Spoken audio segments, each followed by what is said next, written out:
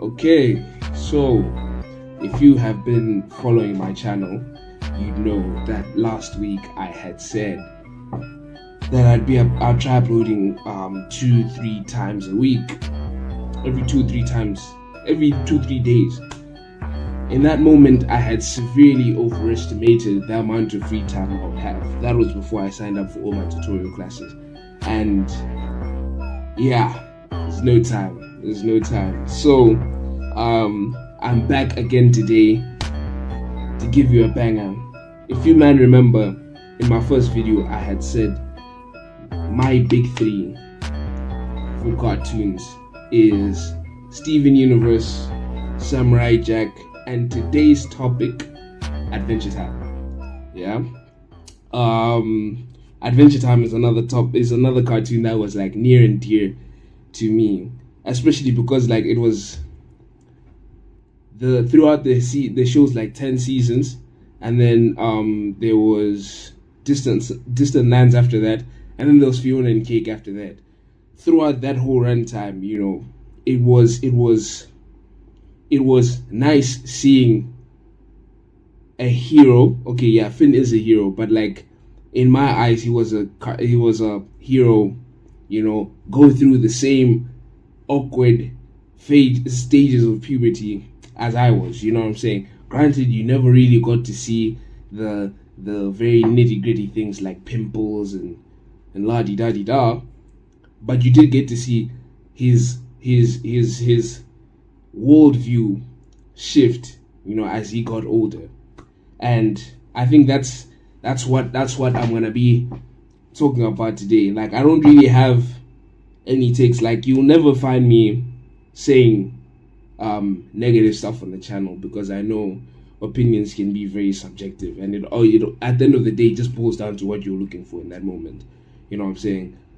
I admit that I have watched some pretty terrible shows just because I wanted to watch some pretty terrible shows, and then I got like sucked in because the plot is like low-key addictive, but it's bad. You know what I'm saying? Like, that's just how it is with some terrible shows. Like, if for a show to be like genuinely terrible, it has to be very boring. But if it's like entertaining, but the plot is so predictable, sometimes you just can't let go of it, and like that's how some of these shows were. But Adventure Time is not one of those shows, because seeing the plot of Adventure Time develop as the show went along is like literally watching a baby grow up and develop consciousness. You know what I'm saying? You go from these random episodes to cohesive plots. You know what I'm saying? Like a cohesive overall plot, and like bringing it back to that baby analogy. It's like watching a baby do the most random stuff. You know what I'm saying? Random stuff to it having distinct behavioral patterns. Like it actually developing cognitive function. And like, dude, I think a lot of the cartoons of that time had that in common, but the way it came together in Adventure Time, because like, with Adventure Time, it wasn't 1 second it's rainbows and sunshine, and then the next, like, shit ain't sweet. No, it was a gradual process, because they'll drop an overall plot here, and then the next episode they're doing some random stuff. You know what I'm saying? Like, I don't remember the episodes like properly, yeah. But I do know that the format that Adventure Time followed was that it was a 24-minute episode split into 2 parts. So you'd have your plot during the first like 10-12 minutes, and then the episode would end, and then the next episode began. So throughout the whole of Adventure Time, it was those two sub episodes per episode. So they'll release the 24 minutes, and then they'll have, that's how it worked. So the first half, you see some tragic stuff, like tragic stuff. Like, I think it's either the episode where the Lich got released. That's one thing I'd like to speak about. The episode where the Lich got released. He the previous episode or the episode following was literally just some random stuff, and then all of a sudden this terrible thread is released into the world. Fall.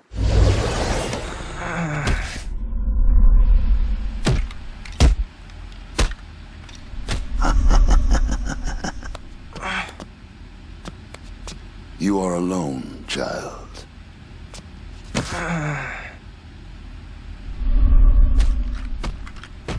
There is only darkness for you, and only death for your people. These ancients are just the beginning. I will command a great and terrible army, and we will sail to 1 billion worlds. We will sail until every light has been extinguished. You are strong, child, but I am beyond strength. I am the end. And I have come for you, Finn. You know, that was Adventure Time. The Lich had to be the first proper, terrible, scary villain I had ever seen in a cartoon. Like, that was the first ever one I had ever seen in a cartoon. You know, the Lich was scary, guys. Like, not scary as in seeing him gave me nightmares, but the concept behind him. One, if you've watched Adventure Time, you know that there are these comets, right? There are these comets that distinctly hold one aspect of the universe.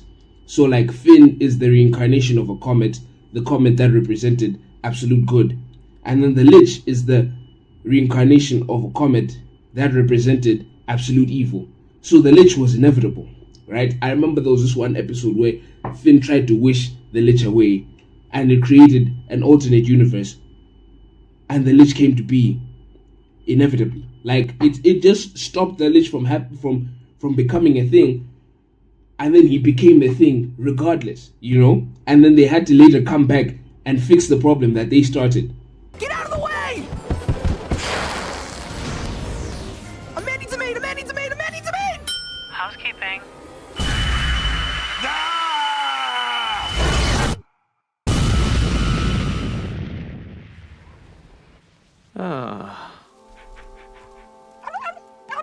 You're welcome! That's what they did with the Lich. The Lich was scary. And you know, they when the Lich was first introduced, they gave us hope, saying that there's this guy, Billy the hero, who, you know, defeated the Lich before, he can do it again. Only to find out that the Lich got to him before they could, and he killed Billy and occupied his corpse so that he can deceive those who came to seek his aid. That's not Billy! It's the Lich! Huh? Lich alert! Lich alert! Billy!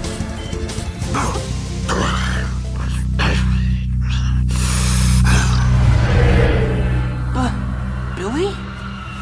The book, Finn. Give me the book. That was the type of man the Lich was.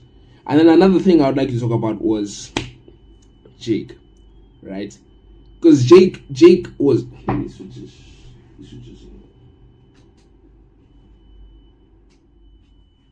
Yeah. Jake was a character who, you know, we saw every now and again, you know, do some funny stuff today and then drop serious pearls of wisdom the next. You know what I'm saying? Like the one greatest feat I saw, not feat, but like the one greatest representation of Jake being an elder brother was when Finn found those eyes, right? Those eyes that turn whatever you see into whatever you perceive it as. If you get what I'm saying. Like, if I see someone as a nerd, they'll become like a caricature of a nerd. You know what I'm saying? And that's what the eyes did, right? And then at some point, Finn started feeling bad because he literally saw how he saw people and it was never as who they were. You know what I'm saying? And then Jake says, man, then Finn started thinking that he's a monster for that. But then Jake said, dude, I completely understand why you feel bad, but just because you see them as one thing doesn't mean you don't see them as more. You know what I'm saying? And that your eyes can't grok that. Hey, buddy. I figured you'd come back here. Don't look at me, Jake. I might turn you into a microwave. Baloney! You turn Neptune into a microwave because he's a microwave. But that doesn't mean that's all he is to you. I know you think Neptune's an interesting person. And I know that microwave is just one part of his personality. I mean, maybe your eyes are just bad at describing things, you know? Like how you feel about people, what they mean to you. That stuff's in your guts. Eyes can't grok that. Unless you have the eyes of like a trained artist or something.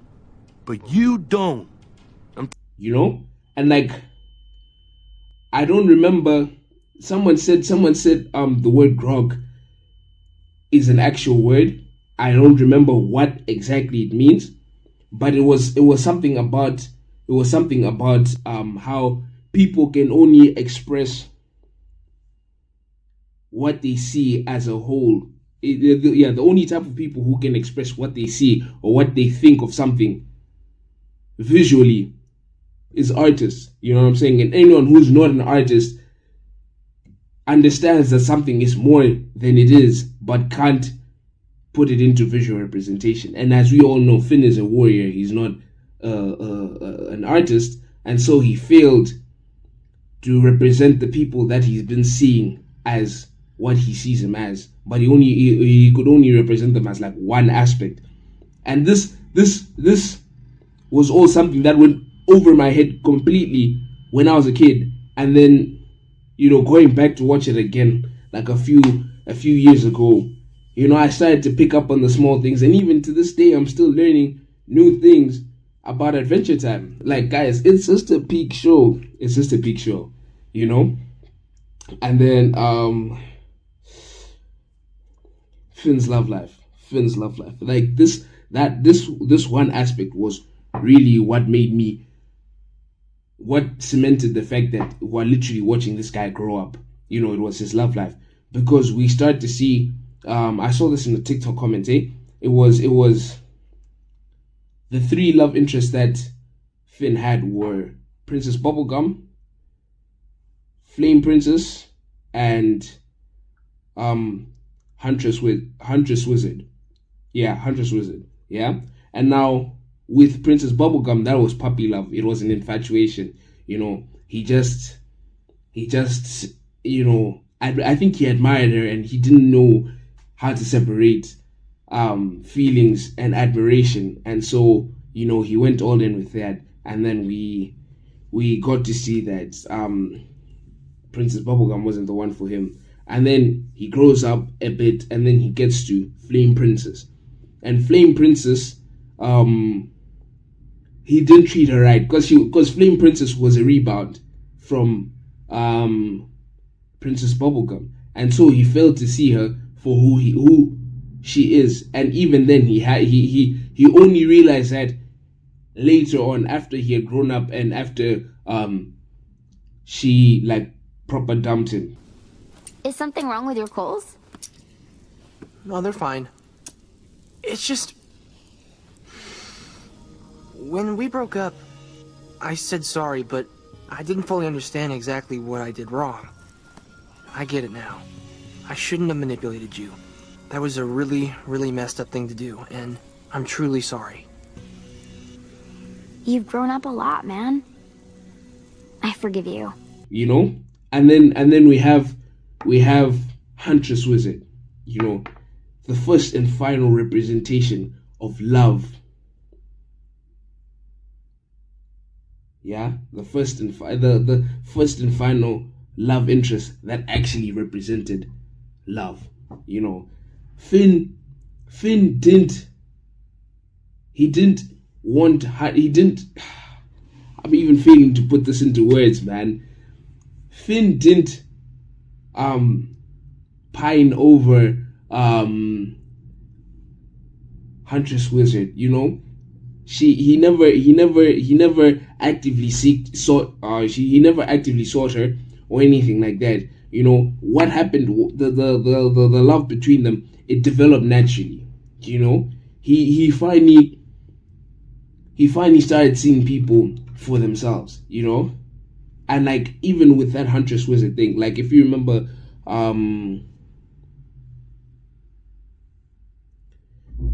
it was right after Finn had killed Fern, right? And then he failed to do his thing of slaying monsters, you know what I'm saying? Because of the guilt he had killing Fern, right? And then Huntress Wizard brought him out of his slump by helping her hunt a boar. You know what I'm saying? And when she realized that this guy Finn isn't gonna come out of his slump without some motivation, as the boar was charging at her, she stood in his way, right? She trusted that Finn would act. You know what I'm saying? She trusted that Finn would act in order to save her. Huntress Wizard, get out of the way! Think. Okay, if I can't fix my mind, gotta fool it. Attack. Finn, help me. I'll save you, buddy.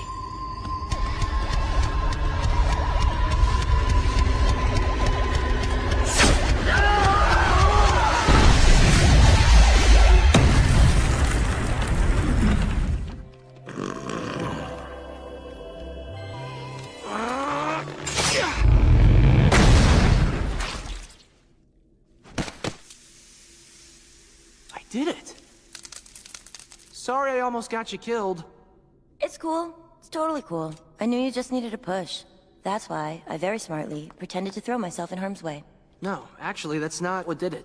Yeah, right. We both know you're totally in love with me.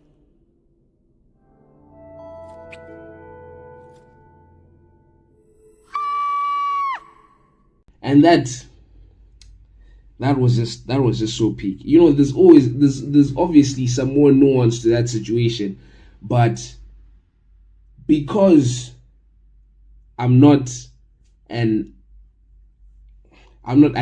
like that, you know, I'm just pointing out what I saw as a surface level watcher. Obviously I rewatched it a few times, so I got to pick up on the finer details, but it's not like I know the implicit meaning and la-di-da-di-da, you know. And then there was, man, like this one, now I'm done talking about the main runtime of Adventure Time, you know what I'm saying? I'm not going to explain the story of Adventure Time to you. I'm just explaining the aspects that stood out to me. There was this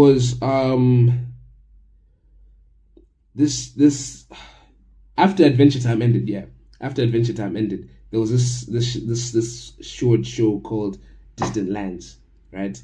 Distant Lands just showed what happened. I think it had 4 episodes. The first episode was after Jake had died. It was a few years after Jake had died, right? And then the second episode was followed BMO before he met Finn and Jake. And then the third episode was after Finn dies.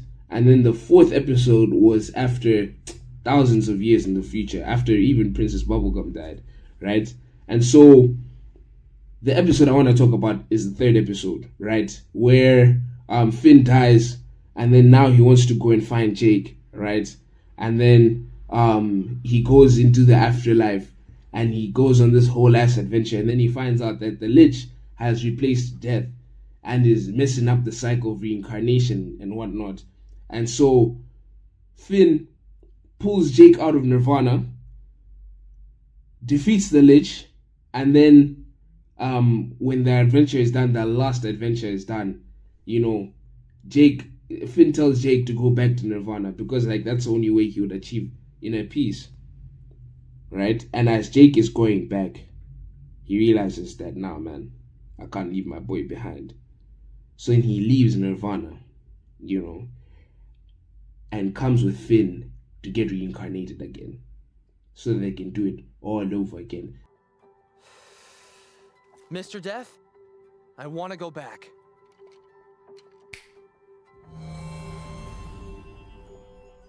Proud of you, bro. Thanks, bro. You'll be ready for the 50th before you know it. Go back there and live that best life.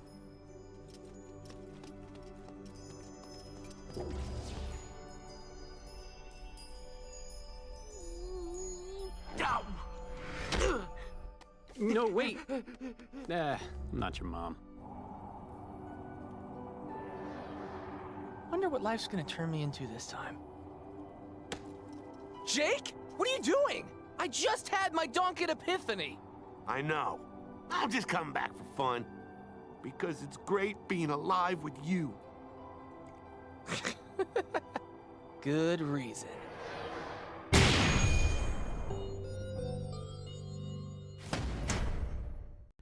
That damn near made me shed tears. Amazing. Guys, I could talk about Adventure Time for days. But I don't have days to post on YouTube. So I'm gonna have to end it here. Thank you once again for watching my video. Like, comment, subscribe. If I've missed anything that you wanted me to talk about, I think I can always come back to these topics. It's literally just me in my room recording a video. Like, there's no system about this. Yeah, guys, join me on the next one. This has been Dylan once again. Thanks.